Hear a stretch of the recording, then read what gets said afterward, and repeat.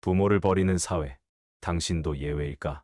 어느 늦은 밤, 불 꺼진 방 안에서 홀로 라디오를 듣고 계신 분들이 있을 겁니다. 아니면 주방에서 찬국 한 술을 뜨며 조용히 이 방송에 귀를 기울이는 분들도 계시겠지요. 우리는 이렇게 이야기를 듣습니다. 오래된 이야기 같지만 언제 들어도 낯설지 않은 이야기. 부모와 자식에 대한 이야기입니다. 부모는 자식을 위해 모든 것을 내어줍니다. 밤새도록 아픈 아이를 지켜보고 자신의 입에 들어갈 밥 한 숟가락을 주려 아이를 더 먹입니다. 새 옷을 사는 대신 아이의 학원비를 보태고 자신은 늘 뒷전이 됩니다. 그렇게 헌신한 부모는 나이를 먹고 이제는 돌봄이 필요한 존재가 됩니다. 그런데 그때부터 자식의 태도가 달라지기 시작합니다. 첫 번째, 어느 노인의 이야기. 얼마 전 한 요양병원에서 있었던 일입니다. 80대 초반의 한 할머니는 처음에는 자녀들이 자주 찾아왔지만 시간이 지남에 따라 방문 횟수는 점점 줄어들었습니다. 그리고 결국 자녀들은 연락조차 받지 않게 되었습니다. 병원 측에서 여러 차례 연락을 시도하고 심지어 내용 증명까지 보냈지만 아무런 응답이 없었습니다. 한때 그렇게 헌신했던 부모가 이제는 귀찮은 존재가 되어버린 겁니다. 또 다른 사례도 있습니다. 경남 양산의 한 요양병원에 부모님을 모신 58세 김모 씨의 이야기입니다. 형제가 5이나 있었지만 모두 생업을 이유로 부모를 돌보지 않겠다며 전문 시설에 맡겼습니다. 처음에는 형제들이 병원비를 나눠 부담했지만 시간이 지남에 따라도 문제로 다투게 되었고 결국 병원비를 체납하는 상황까지 벌어졌습니다. 서울의 한 노부부는 아들 둘을 훌륭하게 키웠습니다. 학비 걱정 한번 안 하게 하려고 맞벌이를 했고 자식들이 원하는 것은 뭐든 해주려 했습니다. 그러나 두 아들은 결혼 후 각자의 가정을 꾸리면서 부모를 멀리하기 시작했습니다. 부부는 결국 큰아들의 설득에 따라 작은 아파트를 정리하고 작은 전셋집으로 이사했지만 얼마 지나지 않아 자식들은 서로 부모를 떠넘기려 했습니다. 전라도의 한 70대 아버지는 아들이 사업 실패 후 빚을 갚아달라고 요구했습니다. 평생 모은 노후 자금을 모두 내어주었지만 결국 아들은 연락이 끊겼습니다. 그는 작은 월세방에서 홀로 살아가고 있었습니다. 부산의 한 할머니는 며느리와의 불화로 인해 아들에게 부담이 되지 않으려고 스스로 집을 나왔습니다. 처음에는 자식이 자신을 찾을 거라 믿었지만 몇 개월이 지나도 연락 한 통 오지 않았습니다. 결국 그녀는 노숙 생활을 하다가 보호시설로 들어갔습니다. 자식은 부모를 버릴 준비를 한다. 때로는 의도적으로, 때로는 무의식적으로. 두 번째, 자식과 부모의 거리. 처음엔 사소한 것들에서 시작됩니다. 바쁘다는 이유로 전화가 줄어들고 명절에도 얼굴 보기 어려워집니다. 다음에 꼭 볼게요. 하지만 그 다음은 쉽게 오지 않습니다. 그리고 결국 어머니, 아버지, 요양원 가는 게 어떨까요? 라는 말이 나오기 시작합니다.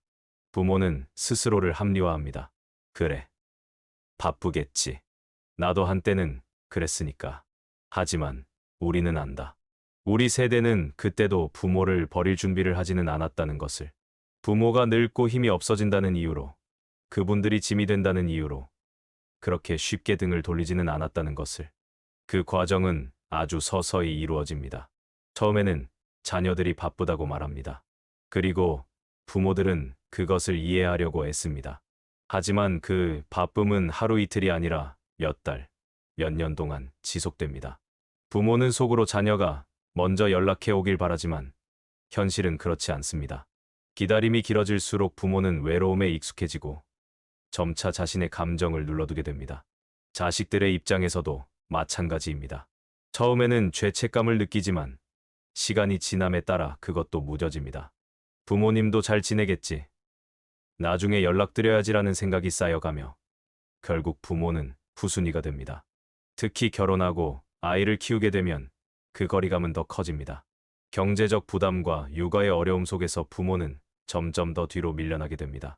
가족 모임에서도 부모는 점점 주변인이 됩니다. 예전에는 가족의 중심이었지만 이제는 젊은 세대들의 대화에서 소외됩니다. 대화 속에서 부모의 존재는 점점 줄어들고 공통의 주제가 사라지기 시작합니다. 그렇게 부모와 자식 사이의 간격은 점점 멀어져 갑니다. 그리고 마침내 부모는 그것을 받아들이게 됩니다. 스스로 짐이 되지 않기 위해 요양원이나 실버타운을 알아보기도 하고 자식들에게 부담이 되지 않기 위해 먼저 거리를 두려 합니다. 하지만 그 선택이 정말 부모의 진심일까요? 아니면 이미 버려진 자신을 받아들이려는 노력일까요? 세 번째, 바뀌지 않는 현실. 현실은 변하지 않습니다. 자식이 성장하는 동안 부모는 늙고 돌봄이 필요해집니다. 그리고 많은 경우 부모는 혼자가 됩니다. 많은 노인들이 자식에게 기대지 않으려 애쓰고 오히려 스스로를 정리하는 모습을 보이기도 합니다. 아파트를 처분하고 요양원을 알아보거나 자식에게 부담을 주지 않겠다고 먼저 거리를 둡니다. 하지만 그것이 부모의 진심일까요? 아니면 버려지는 것을 미리 받아들이려는 마음의 준비일까요? 이러한 현실은 도시와 시골을 가리지 않고 반복됩니다.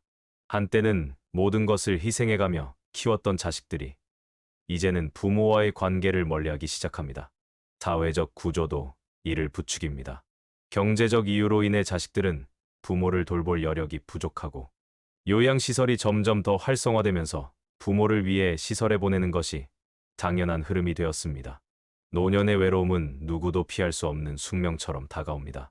친구들이 하나둘 세상을 떠나고 부부 중 한 사람이 먼저 떠나면 남겨진 사람은 더욱더 외로워집니다. 이런 상황에서 자식마저 연락을 줄이고 거리를 두기 시작하면 부모는 점점 더 스스로를 조용히 정리하려 합니다.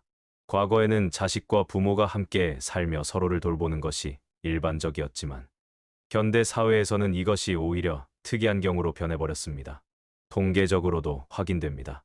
노인 단독 가구의 비율은 해마다 증가하고 있으며 자녀와 함께 사는 노인의 수는 감소하고 있습니다. 한 조사에 따르면 65세 이상 노인의 절반 이상이 자녀에게 부담을 주고 싶지 않다는 이유로 도움을 요청하지 않는다고 합니다.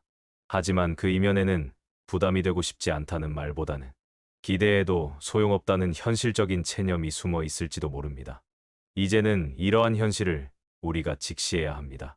자식은 부모를 사랑하지만 바쁜 삶 속에서 그 사랑을 표현하는 방법이 점점 더 줄어들고 있습니다. 하지만 우리는 부모에게 무엇을 해줄 수 있을까요? 부모의 노후를 위해 자식으로서 할 수 있는 일이 단지 요양시설을 알아보는 것뿐일까요? 이 질문을 우리는 깊이 고민해야 합니다. 현실은 변하지 않습니다. 자식이 성장하는 동안 부모는 늙고 돌봄이 필요해집니다. 그리고 많은 경우 부모는 혼자가 됩니다. 많은 노인들이 자식에게 기대지 않으려 애쓰고 오히려 스스로를 정리하는 모습을 보이기도 합니다. 아파트를 처분하고 요양원을 알아보거나 자식에게 부담을 주지 않겠다고 먼저 거리를 둡니다. 하지만 그것이 부모의 진심일까요? 아니면 버려지는 것을 미리 받아들이려는 마음의 준비일까요? 네 번째, 우리는 무엇을 해야 할까? 부모를 돌보는 일은 결코 쉬운 일이 아닙니다. 때로는 경제적인 문제, 때로는 개인의 삶을 유지해야 하는 현실적인 문제 때문에 선택의 기로에 놓이기도 합니다. 하지만 부모를 버릴 준비를 하는 자식이 되지는 맙시다. 단 한 번이라도 부모의 손을 먼저 잡고 따뜻한 말을 건네는 것이 그렇게 어려운 일일까요? 혹시 지금 이 글을 읽으며 부모님이 떠오른다면 늦기 전에 전화 한 통 걸어보세요. 자식에게 전화를 기다리는 부모의 밤은 길고 깁니다. 한 통의 전화가 그 밤을 밝히는 작은 등불이 될 수도 있습니다. 그리고 또 하나, 만약 당신이 부모라면 부디 스스로를 소중히 여겨주세요. 우리는 자식만을 위해 태어난 존재가 아닙니다. 우리는 우리 스스로를 위한 삶도 살아야 합니다. 자식은 언젠가 떠날 준비를 합니다. 그리고 우리는 그 순간을 너무 늦게 깨닫곤 하지요. 그러니 제발 그 순간이 오기 전에 당신 스스로를 먼저 사랑해 주세요.